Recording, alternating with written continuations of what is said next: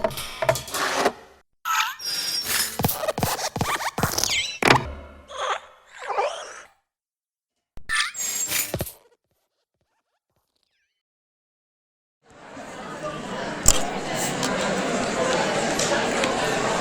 guys, let's get started. So today we're picking up on what I talked about last week, or actually on Monday. God, I'm confused. On what we talked about on Monday, about how you are creative, how you are curious. Seriously, this is what you need to take out of this. You need to be curious, you need to really, this is what sociology, in my opinion, is. Yeah? You need to look at the world, and then you need to think about ways, how can I make explanations about puzzles, about social problems, about things that we care about. Yeah? So really open your eyes. I'm not joking about this. This is for me at the very center of everything. Yeah? A good sociologist, you open your eyes. You are in the midst of society. Actually, it's a great excuse to be in the middle of society. Yeah? So you need to be where life happens, and this is how you train your sociological thinking. Okay, but before we venture further into how we know stuff and how we make explanations, the assignment is online. It took me a little longer, so I put it up on Monday evening instead of Monday afternoon, but you still have time for it. You find it here. Actually, it's not on a discussion board, but assignment, it's just above on Blackboard on the left-hand side. It says assignment, and when you click on that, you see here a PDF. This is your assignment for the first seminar. Yeah. So as I said, look at that, print it out, do the assignment, bring everything with you to the seminar that starts next week. Okie doke, so much about the assignment. So, let's have a little question here. So we had a reading, this was actually now not an introduction textbook anymore. I told you guys, I want you to read the real stuff. So you had a look at this chapter. It was the introductory chapter by Jon Elster on nuts and bolts. I think that's sort of the title of the book, explaining social behavior. And in this chapter is also very interesting for the reason because it picks up on this idea of puzzles, that I talked about on Monday. So actually a lot of the puzzles that I had brought up on Monday. Is this working, guys? Is somebody doing this? Yeah. Because there's 0 responses here. Yeah. There we go. Okay. You guys are just a little lost. Yeah? He also talks a lot about these puzzles. So it's just a hilarious read, in my opinion, because he was the guy who discovered this thing with the theology books being stolen in Oxford libraries. Yeah? And he has a whole list of these kind of things. And we'll talk more about this today as well. And that's the chapter. So the question is, who has read the chapter? So now I can actually see a few things. So Jon Elster, he talks about different kinds of supports. He talks about 3 different kinds of supports when you make an explanation. This is sort of an exam question. What kind of supports do we have according to Jon Elster? It's very straightforward. It's not support from within. It's wrong. It's not support from within. It's not support from outside. Well, actually, he has 3 kinds of supports. One is support from the side, or lateral support. I'll come back to that during this lecture. The other one is support from above. So that's correct too. That's actually when you have a broader theory about something. And support from below. Yeah, but I will talk about these 3 kinds of support today. But it's not support from within. Sometimes, I don't know, if you don't know me, sometimes when I have these questions, sometimes a little sneaky, but that's sort of because I want to push you. I want to, sometimes there are trick questions. In the exam, I won't have trick questions. So there I don't know, but here I think this can actually help when you actually have to really think about different things. Who still puts in support from within? I just didn't say, seriously. Guys, are you listening? Can you hear me? Yeah? Okay. So this is what I brought with me today. So I really want to jump into explanations today. And this is very much about the reading from Elster. And mostly this is all what we are doing today, explanation. I also brought another part about definitions. You know, I always have some parts in case I don't know, I have too much time and I have nothing else to say anymore. So this stuff, the definitions, probably we won't get to that, but we will come back to that at a later stage of the course. Yeah?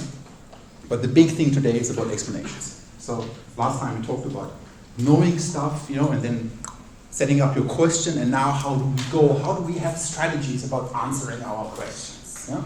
Ultimately, this is what we want to do. Okay, explanations. Let's backtrack a little bit. You know, on Monday we had one of those puzzles that, you know, you were not that bad with, was why does the Vatican have the highest crime rate of all countries in the world? You know, that would be a puzzle. Something that is odd. Yeah. Something that is sort of sticking out, something where you wonder, hang on a moment, something is a little fishy here. Yeah?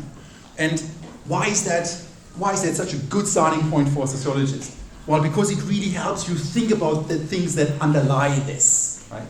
Something about your normal life, something that just happens all the time, you don't really have that perspective, right?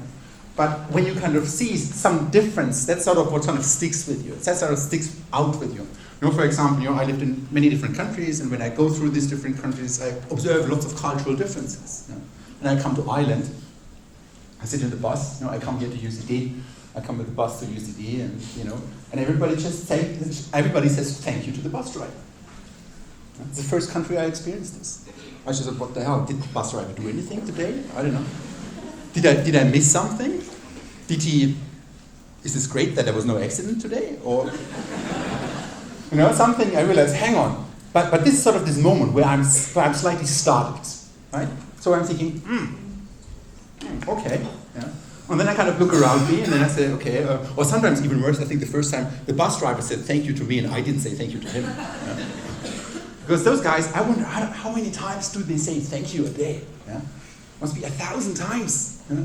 And you know, they get into the habit, they get into the routine, and suddenly this guy saying thank you to me. I don't know, I didn't do anything. I don't know, I didn't cause havoc here on the bus. Yeah? So, but you see, this is sort of something that startles you. Sometimes this can be a good starting point for you to understand, okay, hang on, what is behind here? Maybe there's a cultural norm here, right? Or maybe I did something that I'm not really aware of, right? And this sort of where these things that are slightly off can be very, very good points to get this started with, yeah? So what is the solution for that? You know, I talked about it already on Monday. It's actually relatively straightforward, this puzzle. Now, it's one of those dinner conversations you can have to say, okay, well, I learned something great in my course, yeah? Vatican has the highest crime rates. Why? Well, the Vatican has a really small population. There were around, I don't know, some old stats that I found, 450 people living there, one of them being the Pope. Yeah. They are official residents of the Vatican. So the population size of the Vatican is relatively small. There were around 400 civil offenses and around 600 penal offenses inside the territory of the Vatican. What is it? Mostly pickpocketing and shoplifting, right? So, you know, the square in front of St. Peter, when you've ever been there, there are lots of people, also lots of pickpockets. Yeah. Okay. And then the crime rate is calculated as number of crime per population of the country where something happens, right? And this gives us a crime rate which is really, really high, yeah, when you compare Ireland to it. So Ireland is a really safe place compared to the Vatican. It's good to be in Ireland. Yeah, so that's the part. So I just wanted to be sure that you understood this thing. And you know, this is actually. But now let's assume we have a real puzzle. You know, something that really startles us. You know? Like I don't know. I mentioned things like suicide rates over the world, right? But in some countries they are slightly different. You know, why? Yeah? It's not just a statistical artifact. Here, this is a bit of a statistical artifact. Yeah, it's how we calculate stuff. Nevertheless, a puzzle. Yeah. But let's imagine we have one of those true puzzles, yeah, and you throw everything at it that you have. You really look at it and you look through it. Yeah? You really want to unpack this thing, yeah? And then how can you make an explanation that this is what is driving it? Yeah? And you know, this sounds trivial. Yeah? I don't know, but you know, I'm thinking a lot about how I explain stuff to you. I think it's very important how we explain stuff to people. But nobody ever fucking tells you how to make an explanation. So how do you make an explanation? How do you make a convincing explanation? And that's actually required from you. This is sort of what makes us scientific, what makes us systematic. So when I write a research article, when I write a book, I make an argument, but I need to be convincing in my argument. How am I convincing in my argument? If I'm not convincing in my argument, then you're not going to believe me. Yeah? If I explain to you something in a bad way, you're not going to believe me. Maybe you still understand it, yeah, but I don't know at best, but why should you believe me? Yeah? So you believe me much more when I explain to you something in a very convincing way. So this is now where strategies for explanations come into play. And the one that I want to talk about today is actually this reading that apparently 69 of you haven't really done about Jon Elster. And he wrote this book explaining social behavior, more nuts and bolts for the social sciences. And Jon Elster, also he's one of my heroes. He's a professor at Columbia University. He's a Norwegian guy. I met him once. But it's one of those guys where you stand next to them and then you don't really know what to ask them. Yeah? Stand there and you just feel ridiculous. I have that sometimes. I stand then next to some important people and I'm okay, what am I going to ask this guy? Yeah. But anyway, that's another story. So Jon Elster, in this chapter, he introduces one strategy for, and I think a very convincing strategy for making explanations. So he called this the hypothetical deductive model. It's another exam question. What is the hypothetical deductive model by Jon Elster? These kind of things. If you wonder about how the exam's going to look like at some point. So what is it? Well, it's basically a strategy. It's a recipe for making a very convincing explanation. This is sort of how it looks like. Yeah? And I will walk you in detail through these 5 steps. So I come back to each one of them. Yeah? So now I go a quick run through and then I come back to each one of them in more detail. So he says, okay, well, we choose a theory that holds out the greatest promise of a successful explanation. It's basically our best shot at it. Yeah? My best shot at it, I don't know. Maybe it is my best shot. I'm coming to Ireland, I sit in the bus, I walk out of it, I think the bus drivers are just really nice. People are really nice. Yeah? So they say thank you. That's sort of one of the explanations I could favor. Yeah? That I think, okay, maybe that's sort of my best shot. Okay, based on that, then you specify a hypothesis that applies this theory to the puzzle in the sense that the explanandum follows logically from the hypothesis. Okay, what do we have here? Explanandum is basically the specific thing that we want to explain. Bus driver saying thank you. Yeah? My theory would be people in Ireland are nice. Yeah? Bus driver is a person in Ireland, he's nice, he says thank you. So that's sort of applying a theory or specifying a specific hypothesis that applies this theory to a particular puzzle. Yeah? In such a way that it would actually explain the thing. Yeah? That I have sort of a way to logically come up with what I want to explain. Okay, the third step is then identify and imagine plausible accounts that might provide alternative explanations. And that's incredibly important. So when you want to be a good sociologist, I give you a puzzle, you immediately need to come up with 3, 4, 5 potential explanations. And that's sort of also what the assignment for next week is about. That's sort of the kind of stuff I want you to do. I want you to think about different explanations here. This is just an example puzzle that I have in the assignment. It could have been any other puzzle. But I'm still interested in it, nevertheless. And you need to come up with alternative accounts. What are different possible explanations for this? And then the work starts. And then the fourth step, and now it's becoming interesting. So now for each one of these rival alternatives that we have, of these rival accounts, we look at additional testable implications. So if this is true, if our alternative is true, then something else would have to be true too. And then that might not be what we originally wanted to test, yeah? But it's something else. And if we don't find that, then we can throw away our alternative, right? So for example, let's say, I don't know, in my bus example, my original explanation would be it's just a social norm. Yeah? My alternative would be people in Ireland are just really nice. They say thank you. Okay, if that is sort of true, people would have to be nice in other contexts too. right? And it's not just leaving the bus, then it would be in another situation where people are nice, say thank you or whatnot. But I have a detailed example where I walk you through each one of these steps in detail. Yeah? So for these alternatives, you try to look at additional implications that you might not have originally cared about, right? But it's sort of a way of kind of getting this leverage to seeing if it's this alternative instead of what you originally thought it would be. And then the fifth point, according to UNL, is to strengthen the proposed hypothesis by showing that it has additional testable implications. So this is sort of now our main explanation that we have. If that is true, then it should also explain something else. So basically we do the same thing. We look at if this is true, then something else will have to be true too, for both our original hypothesis and for our alternatives. Yeah? And then we see if we can differentiate it by through these additional things that we didn't originally care about, but they would have to be true also. Yeah. Okay, so let's get started with this. As I said, I walked you through this now in detail, and this schema will stick with us for the whole lecture. So first, you start with finding your best explanation. Yeah? And this is also where this creativity comes into play. You use the thing between your ears to come up with what you think is the best explanation, your existing knowledge and so on. Yeah. And but you can also use literature that you read to come up with the best explanation that you have so far, right?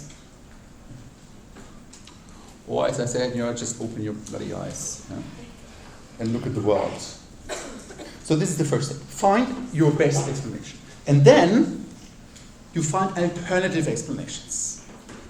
Yeah? You need to get into that habit. Whenever, it's actually a little exercise that you can do at home or wherever you are, you observe something. I don't know, you're in a pub and you wonder why people behave in a certain way. And then okay, what are now 3 possible explanations for this? I don't know which one it is, but 3 possible explanations. And then how could I look at that? How could I differentiate them? Now you're getting much more into this model. But that's sort of like a habit that as a sociologist you really should get into, that you immediately come up with different explanations for things. So you have alternative explanations. And then a little bit like I talked about in the first lecture about scientific research, about falsification and so on, you try to knock these alternatives out. That's how we go about it. It's not that. Yeah. Okay. And then last man standing is your strongest account on it. That's sort of the general principle about it. You have alternatives and you knock them out. Okay, so let's assume we have a puzzle. So now I'm really jumping into the details now, and this might now sound familiar if you've done the readings, and it comes a little further on in the book by Elster. So he's this guy, he's this professor at Columbia, university, nice university. And, what do those guys do in their free time? He goes to Broadway shows. Yeah? So this is sort of where he is in the real world. He goes out there, he just goes where society is, and he looks at these Broadway shows and he observes this thing that, hang on a moment, somehow these Broadway shows, people give standing ovations much more often than they used to. So that's his observation that he makes. For him, this is a puzzle. Now let's imagine that this puzzle is true, right? That it actually is that we would have collected some data about it, and I could really show you, this is actually the first thing you need to do, you did establish your fact, make sure that it actually is a puzzle. So let's imagine that you establish your fact, it is there, we have the data, over the last 20 years, there are just more standing ovations in those Broadway shows.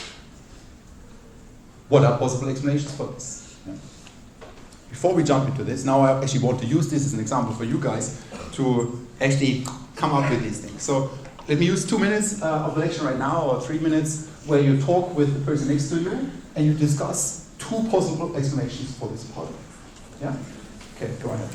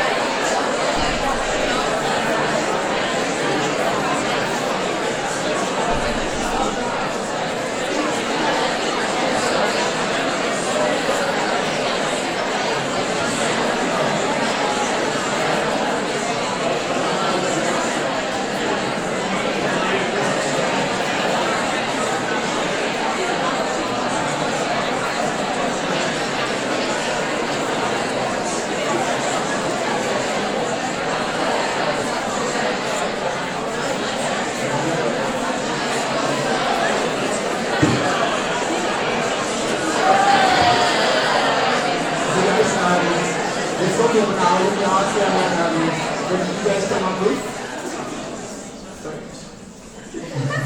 No, okay. Better production, so it's higher quality, right? Which is a reasonable explanation. So maybe those just got better, right? And actually, that's an explanation that I have on my slides too. So we'll come back to that. Maybe another explanation. What did you guys come up with? Maybe something else. More social norms. Why? Why would that be? You know, see, that's not really an explanation. Just a social norm, but why would that be? Right? Maybe they think things in movies. Yeah, potentially. Okay, maybe something else. Did you guys have something else? Like the same thing? The craft is more appreciated now. Yeah.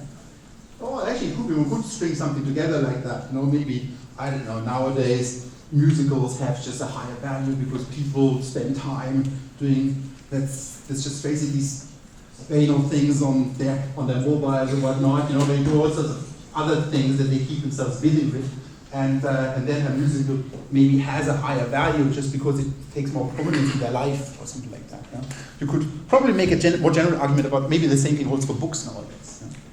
I don't know, when people read something, they really appreciate it more, you know, because there's so many other alternatives here in a way how they spend their time. Yeah? Okay, so there are, you see, you can come up with lots of different explanations for these things. And it's just two that we now had. How would we now go about disentangling these things from each other? Yeah. Okay, let's go back to our recipe. So what does Jon Elster do? So he thinks about, okay, what is his theory? What is his sort of best shot at this, yeah, to get a successful explanation? Now actually, here's a very interesting theory. He says, maybe it is about increased ticket prices. Yeah? So he made this observation that ticket prices also equally increased over the last 20 years. Just got more bloody expensive to go to those Broadway shows. Why should that explain more standing ovations? Well, actually there's a theory behind that. I come back to this. There's a big established theory behind that. And but it essentially means the following: when people spend a lot of money on something, they feel bad. You spend a lot of money on it, you really feel bad. And then people make a justification for it. Yeah?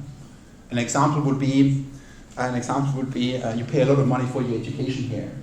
You get a shitty degree. You convince yourself that you got an awesome degree.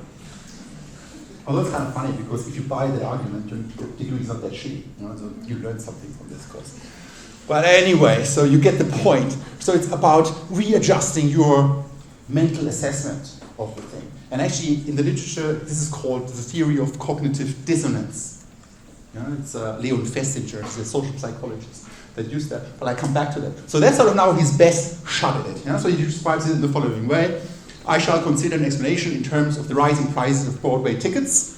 One newspaper reports the playwright Arthur Miller is saying, I guess the audience just feels having paid 75 quid to sit down, it's their time to stand up.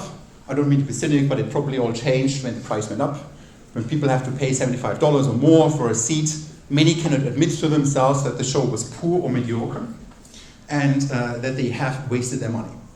To confirm to themselves that they had a good time, they applaud wildly.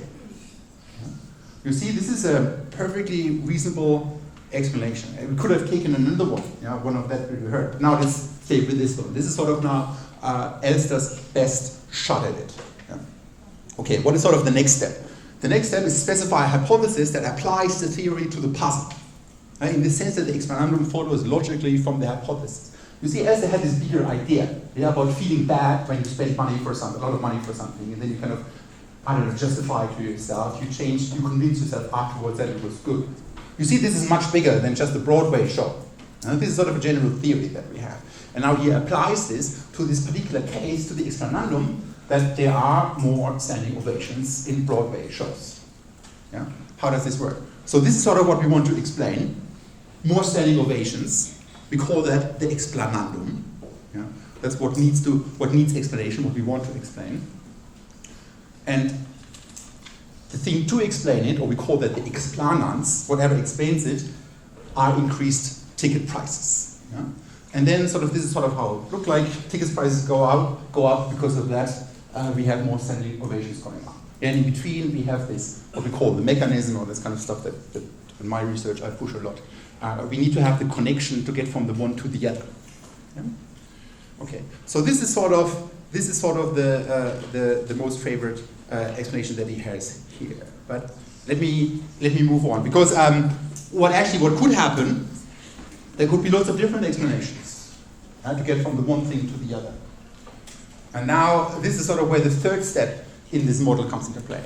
So now we identify or we imagine plausible accounts that might provide alternative explanations, other things that could equally well explain it. And these other things that would also be set up in such a way that the explanandum, whatever we want to explain, logically follows from our explanation. So what are potential other explanations? Well, maybe some of you guys had that explanation, or a little bit, you brought that up, with that it's more appreciated nowadays. Actually, Elster, he makes this alternative explanation. He says, maybe it's about the people that go to Broadway shows.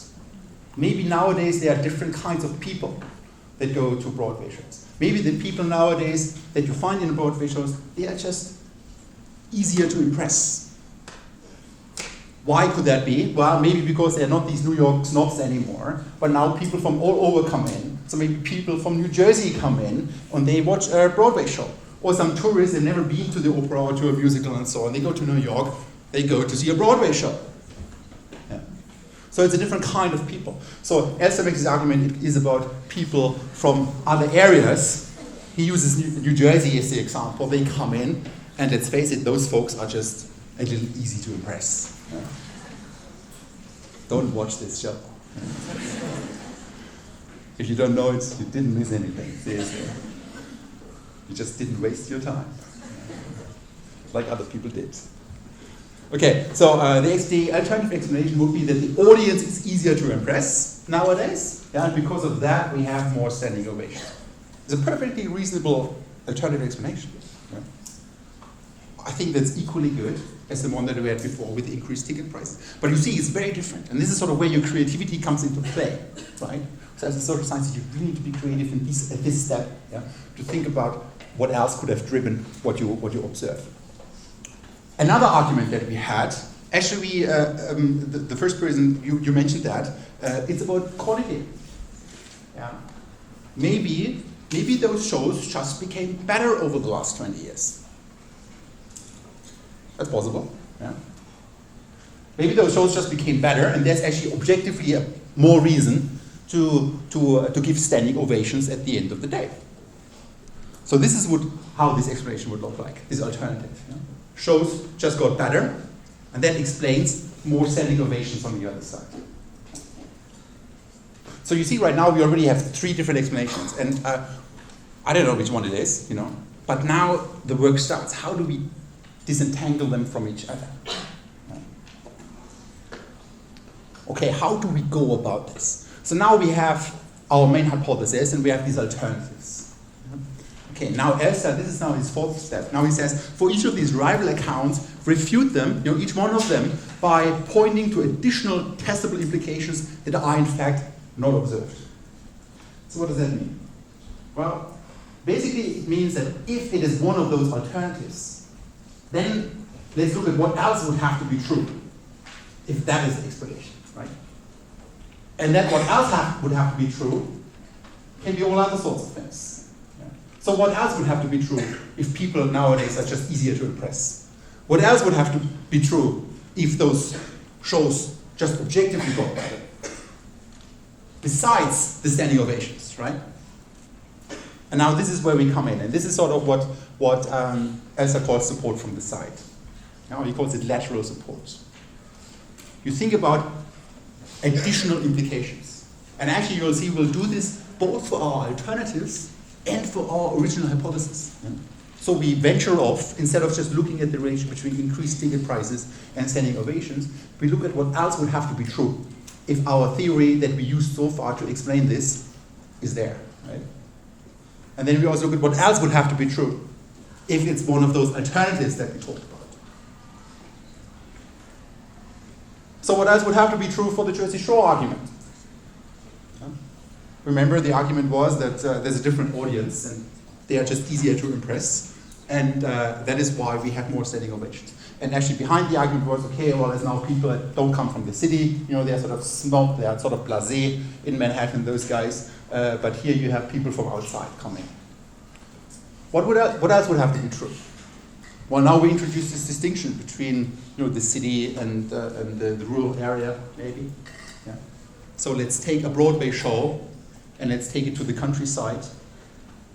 If that is true, we should observe, and people from the countryside are easier to impress. If we take a Broadway show, and let's say we could take it and we just have it performed at the Jersey Shore, we just put a musical up there, people should be very easily impressed there. There should be lots of standing ovations. You see, this is sort of now an additional implication that would follow if our alternative would be actually what explains what we want to know. So if we would take a performance, and just travel around with it, if we would go into more rural areas, then we should see differences in terms of standing ovations in those rural areas and in the urban areas. What else would have to be true? And now this is sort of like kind of a neat design, where sort of creativity becomes very cool, I think. Think about the following scenario. So it is about people coming in from Jersey to New York, and those guys go to the Broadway shows. Now let's think about days where the traffic is blocked. The bridge is blocked, I don't know, icy weather, whatnot. Now this is sort of this would be a scenario where the folks from Jersey cannot go to Manhattan. So now actually, you see how I can be very creative with this. Now I actually would link the number of standing ovations in Broadway shows with the weather forecast for that particular day. Or with the road conditions, accidents. Why? Because I have a reason to, because it actually would help me, it would be an additional implication. Because then I would say, on those days where those folks from Jersey couldn't go to the Broadway show, because of the icy weather, because of the road, I don't know, accidents, whatnot, they were not in the show, ergo, fewer people that are easily impressed were in the show, which follows that there would be fewer standing ovations on those days. Yeah? And this is sort of like actually this would be a quasi-experimental design. We'll talk more about that. Where something happens, almost like a shock, something external. Yeah? Economists like to do that a lot, but sociology, we can do that a lot. Actually, this would be a pretty cool design. And then you see, okay, and everything else is sort of the same, except that the folks couldn't come in from a particular area. So if we wouldn't observe these two things, you see they have nothing to do with our original relationship that we came up with. They're sort of additional implications, additional things that we drew from that, if that would be the case, if this Jersey Shore argument would be true. But if we don't find support for that, that means we don't, actually it's very likely that it's not the explanation we are looking for. Right? So this would be a way of going through these additional implications of your alternatives this would be a way to knock out this alternative. Now, if I should credibly show you that there is no difference between, I don't know, icy days and non-icy days, or I don't know, good road conditions, bad road conditions, so on, this would be support against that alternative explanation that it's about people being easily impressed from the countryside. Okay, let's do exactly the same thing for the second argument that we had. We talked about those shows might have just gotten better, right? Maybe they're just better quality. So this is sort of now the argument that we have, quality improved. And that is sort of the reason why there's objectively a better reason to stand up and to applaud. What else would have to be true? This is how you need to think. You need to think, okay, if that is, let's assume for a moment that this is true. Then what else would have to be true? And maybe I can look at that. And maybe this is sort of provides me the leverage to knock out this argument. So it's the same kind of thinking. But okay, now let's change things we changed it before, we call it on the independent, now we can also change it on the dependent variable, actually what comes out of it at the end of the day. So if it is about better improved quality, well, the objective reviews from critics about musicals, they should have gotten better too. So again, this is sort of a piece of data that you could go and collect. You could go there and look at how were those shows rated over the last 20 years. Do we see a trend that those shows are getting rated higher? And if it is about improved quality, this is what we would observe. Now remember, if it is about the Jersey Shore, we shouldn't observe. There's no reason to observe higher ratings over those last 20 years. Right? What else would have to be true? Well, another argument that Elsa makes, he says, well, if the quality just improved, another thing that you're likely to see is that those shows run longer. Right? Now the argument is that shows, nobody wants to go there, they just get cancelled. While when you have a good show, well, it keeps on going. Again, this is a piece of data that you could now go and collect. Yeah? You could now go there and kind of look at how long are those shows running. Similar reason, if you don't find support for that, if you don't see anything of that, well, you should be very skeptical about this alternative explanation. Because these additional implications, if they're not there, but they would have to be there if your alternative is what explains things, well, then most likely your alternative is not the real deal. Yeah? So then most likely your alternative is not the way to go forward. So again, we would have knocked out this alternative. Okay, so this was the fourth step. And you could go and do that with a whole bunch of different explanations that you have. Yeah, think about that. Additional implications that would have to be true if this is actually the case. And now the fifth step, it's more or less the same thing, but here we look at what else would have to be true if our most favorite explanation is actually true. Yeah? And this is what Elster calls, excess explanatory power. Yeah? Or he calls it novel facts. Yeah?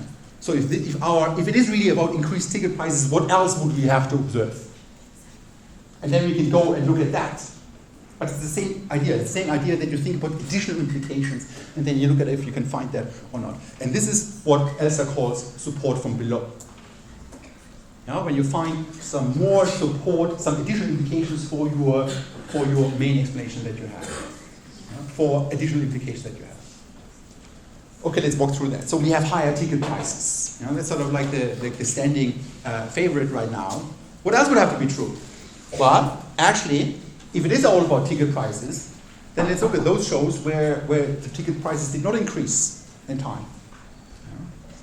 And if it is about ticket prices and people feel bad about paying lots of money for that, then actually there should be fewer standing ovations where people pay fewer money for it. Where people pay less money for it. Yeah?